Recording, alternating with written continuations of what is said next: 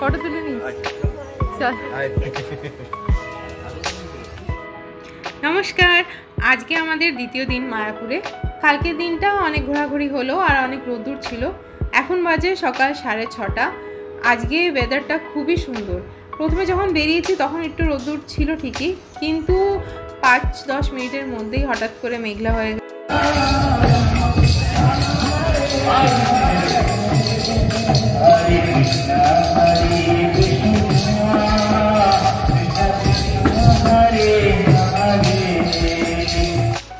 কালকে সন্ধ্যেবেলা যখন এখানে এসেছিলাম মন্দিরের কাছে, তখনও এইভাবেই এনারা ঘুরে ঘুরে নাম গান করছিলেন। আর আজকে সকালবেলা এখন বললাম 6:30 বাজে, এখনও দেখছি এইভাবেই চলছে। আর আশেপাশে যারা দাঁড়িয়ে যায় তাদেরকেও এরা অনুরোধ করে যে এসে শ্রীকৃষ্ণর এই নাম গানে যোগ দিতে। তা আমরা কিছুক্ষণ দাঁড়িয়ে দাঁড়িয়ে দেখলাম, বেশ ভালোই লাগলো। আর ওয়েদারটা যেহেতু এত সুন্দর, আমার এই চ্যানেলে এর আগের ভিডিওটা মায়াপুরে আসার দিনের আছে, যদি না দেখে থাকেন তাহলে অবশ্যই দেখবেন। আজকে আমরা যাচ্ছি একটু আশেপাশের মঠগুলোকে ঘুরে আসতে। ইচ্ছা ছিল নবদ্বীপ যাব, কিন্তু সেটা হয়ে ওঠেনি। আর তাই জন্যে আমরা এই নবদ্বীপের দিকে মায়াপুরের ইস্কন মন্দির থেকে নবদ্বীপ যেতে যেই ঘাটে নাম দিয়ে যেতে হবে, সেই ঘাটের দিকেই এই কটা মঠ পড়ে। খুবই সুন্দর সুন্দর এই মঠগুলো। ভেতরে ক্যামেরা এলাও না মন্দিরের ভেতরে, এখানে বাইরে তোলা যায়।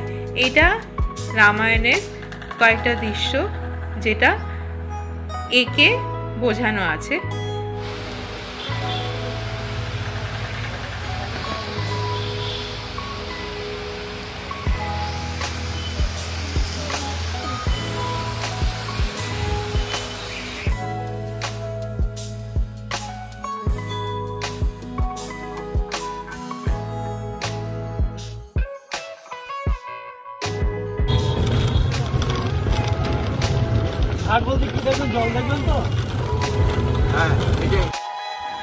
টোটোতে আমরা উঠে পড়েছি। আর এই দাদাকে বলা হয়েছে যে নবদ্বীপ যেই ঘাটে নবদ্বীপে যাওয়া যায়, নৌকো পাওয়া যায়, সেই ঘাট অবধি নিয়ে যেতে। এদিকে ঐশী খুব বায়না ছিল যে ওরা ওই নৌকো দেখতে চায়। আর পার্থ নৌকোতে বসতে একটু ভয় পায়।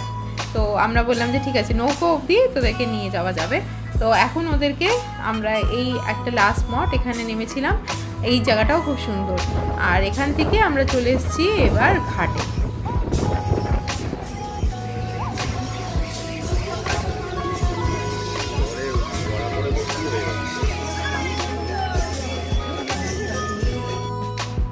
খুবই হাওয়া চলছিল এখানে দাঁড়িয়ে থাকতে বেশ ভালো লাগছিল।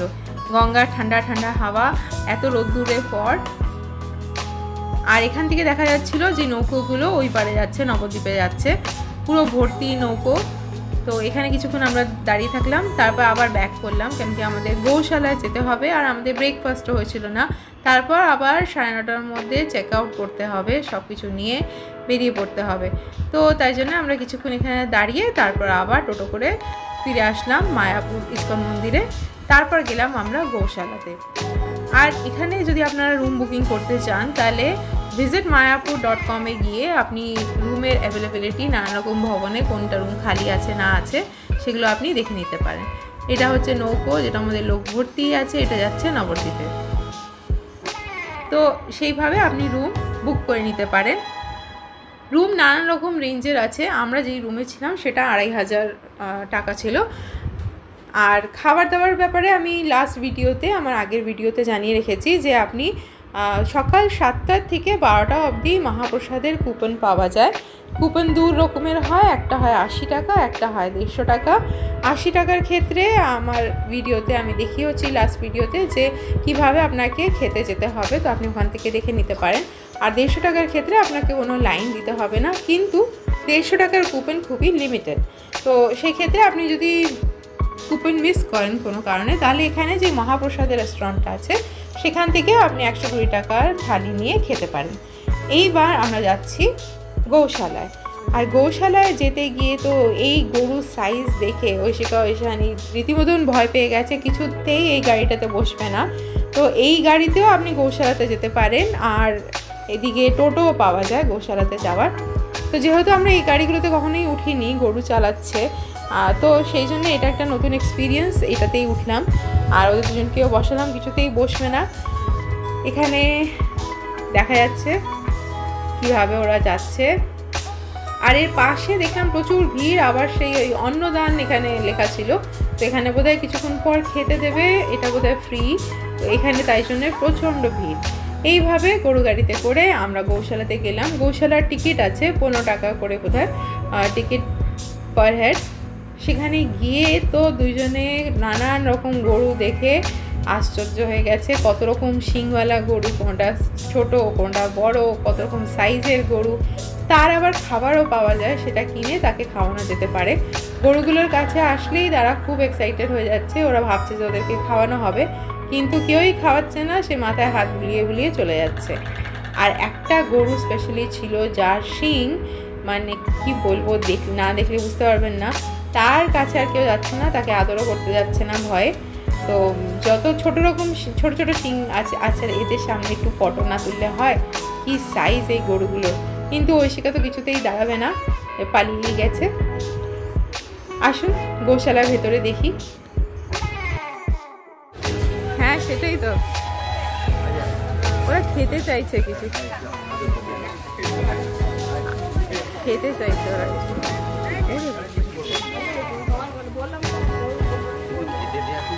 না না, ওই দেখ শিং, দেখ ওর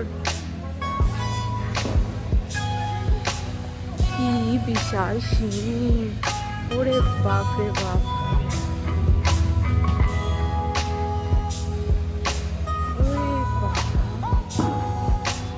দেখছিস শিং, দেখছিস? Silence please. শিং দেখেছিস? ও পছন্দ করছে না, খেতে চাইছে। কোথায় কি এনে দেওয়া যায় কিনা? হ্যাঁ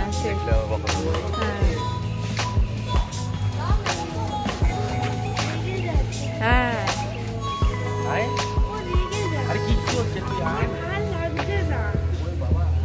এই বেশি করো না, ভাল লাগছে না। বাইরে একদম রাজার হেলমেট লাগিয়ে শিং।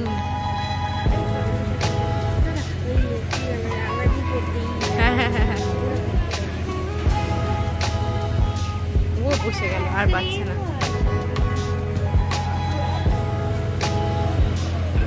ওদের কাছে গেলে ওরা ভাবছে খাওয়াবে বোধহয়।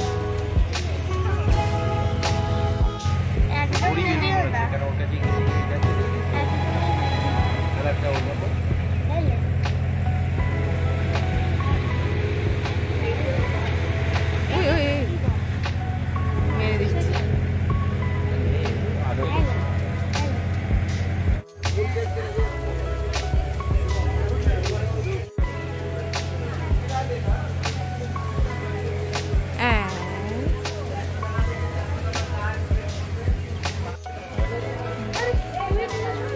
যাবেন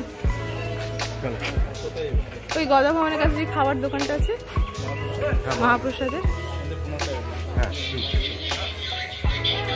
চলো ওঠো। ওই ওখানেই থেমে গেছে, আর আসবে না।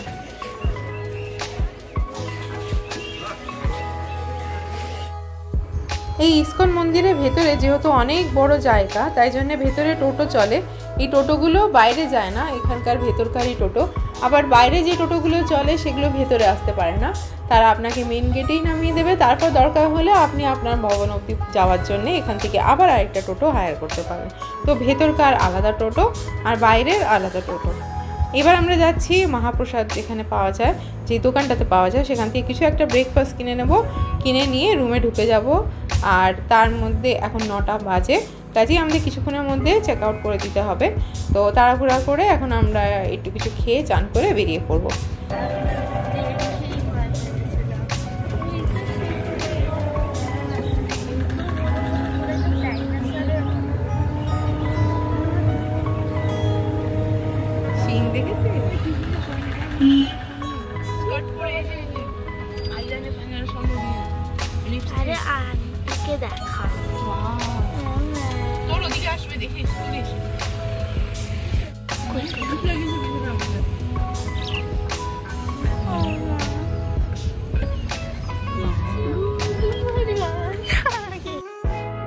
আজকের ভিডিওটা এখানেই শেষ করছি, আবার দেখা হবে অন্য একটা ভিডিওতে। সবাই সাবধানে থাকবেন, সুস্থ থাকবেন। মায়াপুরের ব্যাপারে যদি কিছু জানতে চান তাহলে কমেন্ট সেকশনে কমেন্ট করবেন, যদি আমার জানা থাকে তাহলে অবশ্যই জানাবো। Tata, bye bye.